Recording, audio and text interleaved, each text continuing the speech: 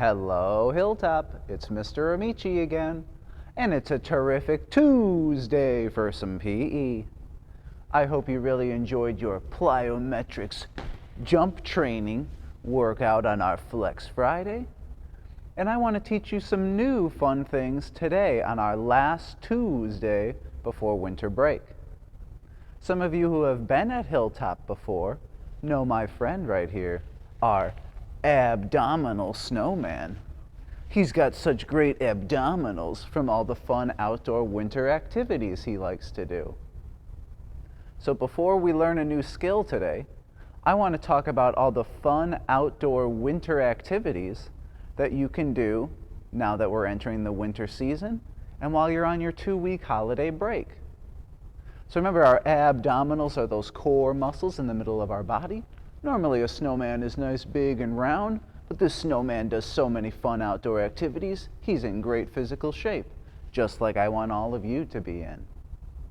Now, before we start talking about all the fun things you can do outside during winter, we want to talk about some things for safety first. Safety is the most important thing when it comes to physical activity, especially if we're going to be outside in the cold. So what's something you know you're going to need if you're out in the cold this winter? How about a nice warm jacket? We always want to wear a jacket outside, even if we think we're going to be hot, because we want to keep our bodies nice and warm, and that helps keep us healthy. So before we go out and play in the winter, remember we've always needed to wear a jacket. And if we're going to be in the snow, I would suggest snow pants. And if we're going to be touching snow, we definitely want to wear winter gloves to keep our hands nice and warm, and boots on our feet to keep our feet dry and warm. And remember, a nice cap to put over your head to keep your ears and your head warm. If you're keeping your head warm, that also helps keep the rest of your body temperature nice and high where it's supposed to be.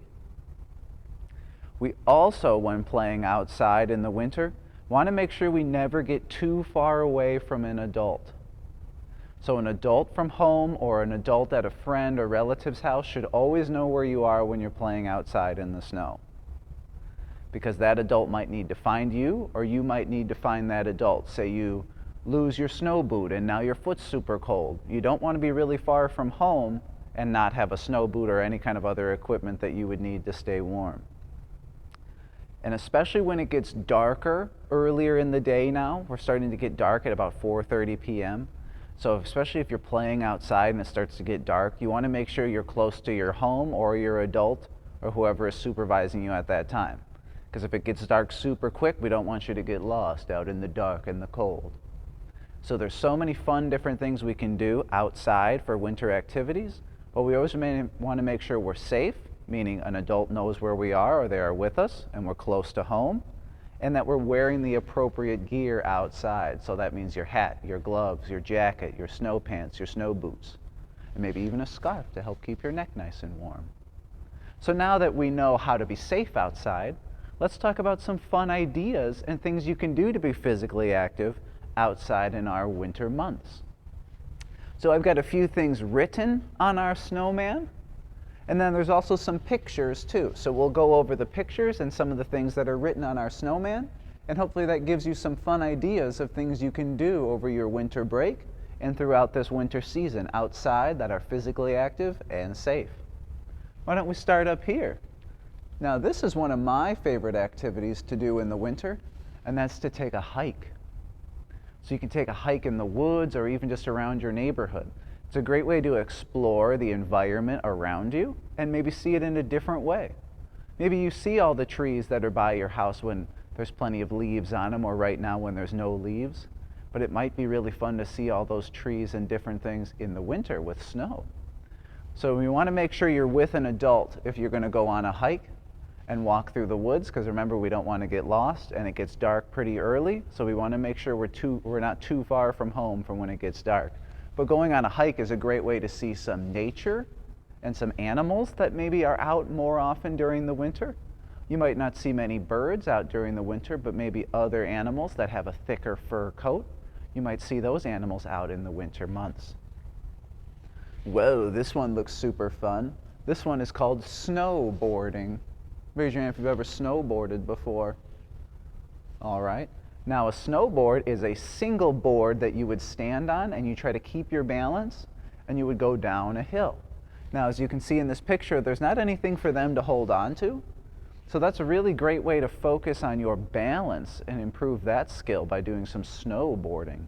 So maybe if some of you have a snowboard at home. Even if you have a regular sled at home, here's a fun tip.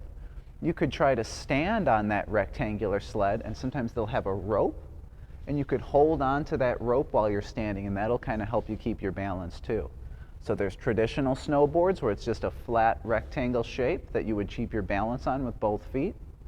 And if you don't have a traditional snowboard, you could also try to stand on your regular rectangular sled. And if that has a rope, you could hold on to that, and that could help you try to keep your balance. Here's another fun winter sport that you could try, and that is skiing. Now, the difference between skiing and snowboarding are a couple of different things. One, in skiing, there are two skis. So you've got one on each foot, and they're independent or separate from each other. And if you can see in our picture here, they also have some sticks that you can use to help keep your balance and to change directions. So they're both sports where you go down a hill and you try to keep your balance while standing on something. But a snowboard is one board for both your feet, and skis are two. So there's one for each foot. You lock one foot on each ski, and then they're independent, or you can move each foot on its own. So those are some difference between skiing and snowboarding. And now this picture is also skiing, but if you notice, they've got a helmet and some goggles, and it looks like they're doing like a jump and going super fast. There's also racing that you could do with skiing. But I think if we've never skied before, just trying to get down the hill is a good first challenge for yourself. And then as you can better, you can try speed racing on your skis.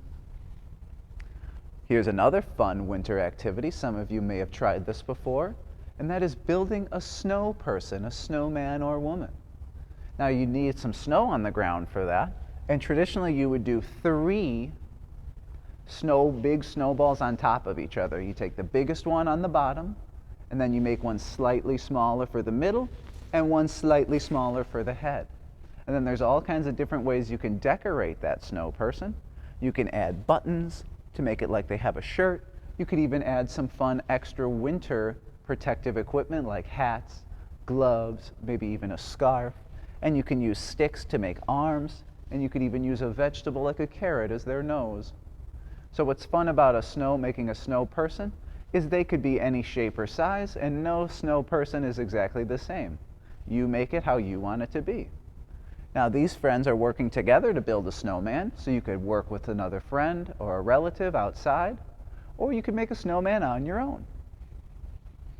Here's one of my favorite winter activities in terms of exercise, and that is shoveling. Raise your hand if you've ever shoveled before. Yeah, shoveling can be tough work, but that's okay. If we're working our bodies hard, that means we're improving our muscular strength. So you might notice you're using a lot of your muscles when you bend down and scoop up snow and hold it on your shovel. Can you think of maybe something we've done before, where we talked about movements that act like things you do every day, like shoveling or cleaning your room? Functional movements, that's right. So this would be an example of a functional movement, because you would bend down and scoop up the snow, a combination movement, right? 2 different things at the same time. So we could work on our muscular strength and our endurance, meaning how long you can do those exercises for, or that work of shoveling for. And that would also help your adults at home, or maybe a neighbor who isn't as young and strong as you. So you could help a neighbor or someone else in need by shoveling their driveway or their sidewalk for them. And that would help them stay safe when they're traveling through the snow. Ooh, down here in this corner, this is a fun one to do with friends, and that's to build an igloo. Build an igloo. So that's like a house made out of snow. And you could make that any shape you wanted to. But I would also caution you that since it's made out of snow, it could be very fragile. So you probably don't want to go inside a house that has too much snow over the top. So just be safe when you're making those. You could even make just the walls, and then the top could be open, because we wouldn't want snow to fall down on you. So just make sure if we're building an igloo, there's an adult that's watching you and says that it's okay. Because we don't want you to dig too deep and make like a tunnel, and then we wouldn't want you to get stuck in there. So make sure if we are going to make an igloo or build a snow house, that an adult knows what we're doing and that they're watching us. So that way we can all be safe and have some fun. Now we've got one more sport on this side. Does anyone know what this person is doing? They're being a hockey goalie. Now, hockey's not a sport we've talked about much yet, but that's because hockey is a great winter sport because it's played on ice. So we'll talk more about hockey and learn some hockey skills coming soon. But the goalie in hockey, their job is to block the puck from going into the goal. So if you and someone else are playing a game together, one person could be the goalie, and the other person would be the one holding the hockey stick and trying to hit the hockey puck. And those are some skills for hockey that we'll talk about again soon when we start focusing on winter sports. Let's see what else we've got. Oh, up here, does anyone know what this friend is doing? That is ice skating. Now, ice skating is done on a frozen surface, just like our sport of hockey. So you either are going to go to a place where they have ice skating, whether it's an inside rink, or, and make sure an adult is with you, and then it's a safe location, you could ice skate on a frozen pond or lake. But, as we know, ponds and lakes are deep water, so we want to make sure an adult says it's okay that the ice is frozen enough. So leaving your house to go ice skating on your own is not something we should practice. We want to make sure an adult knows where we are and that they're okay with us leaving our house. But ice skating is a great skill to work on your balance as well and your coordination. So if you've got ice skates at home, encourage the adult at home to take you ice skating. And they even have ice skate rentals at certain places like Crystal Ice House and other ice skating rinks in the area. So ice skating is something you could do inside or outside. But again, make sure an adult is with you for ice skating because we want to stay safe. Whoa, we know this. This is skiing, but this looks a little bit different. This skier doesn't have any sticks to hold on to because this type of skiing is for going off of jumps and seeing how far you can travel.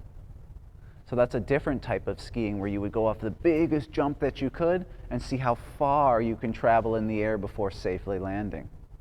Some of you might know in Fox River Grove, which is near McHenry, where we all go to school here at Hilltop, they have a big ramp for people that like to practice this sport. So if you ever get a chance, you could go watch that, and maybe one day you'll be doing those big ski jumps. Another one of my favorite things to do during our winter months, but make sure you're accompanied by an adult, is having a campfire. That can be super fun because in the winter it's so cold. But if you start a fire, as we know, fire is hot, and it's kind of a fun way to spend some time outside and still be warm. But do we think starting a campfire is something you should do on your own as a student? No, thank you. This is another one of those where we're going to need an adult to say that it's okay to start the fire and to manage the fire. You, luckily as a kid, that's not something you need to be responsible for yet. So if you want to have a fun campfire outside, make sure an adult is there doing all of that work by the fire. You just sit back and relax and maybe roast a marshmallow. That sure sounds fun. We've got another sport down here that those of you who have had PE at Hilltop with Mr. Amici before know this one. It's called curling. So remember where we slide that stone across the ice and we want to get it to stop on our target? So that's another thing you could do if you found a frozen surface, like if you went ice skating on a pond or lake with an adult. You could take an object and try to glide it across the ice and stop it on a target. If you remember, we made those circles in the gym here at Hilltop, and then we put tires on a scooter because we didn't have a frozen surface to use, so we put wheels on the ground and that helped our object roll across. Now the last thing I have on here for our pictures is going to be the skill that we're going to practice today, and that is throwing snowballs. Now, I don't encourage you to throw real snowballs at people because that could hurt someone, but you could improve your throwing skills by practicing throwing snowballs at targets. So in the next tile, we're going to talk about how to overhand throw, and then a couple of fun little games you can play with different equipment where we won't be throwing snow at people, but maybe a softer object. Now, I added a few things written on here that I don't have a picture of. Things like snowmobiling. Anyone ever snowmobiled before? That's like a car that can go on the snow and drive around. It's got a big track on it. Now, again, that's something you would do with an adult, But that's still being physically active because you would have to hold on to the handles and you would have to steer the machine. So even snowmobiling is a very physically active activity that you could do. You could make a snow angel in the ground where you lay down and swing your arms and legs out to the side, and it leaves an impression on the ground. It looks like an angel, so it would be like lifting your arms and your feet open and closed. That would be a good physical activity. And some other things on here are snow plowing, so that would be one where maybe you would be driving a vehicle that has a snow plow on it. Still turning the wheel of that would be some physical activity. And another one is ice fishing. Now that would be something you'd have to do on a frozen pond or lake and accompanied by an adult. So these were some fun ideas of what you could do while you're outside being physically active in the winter.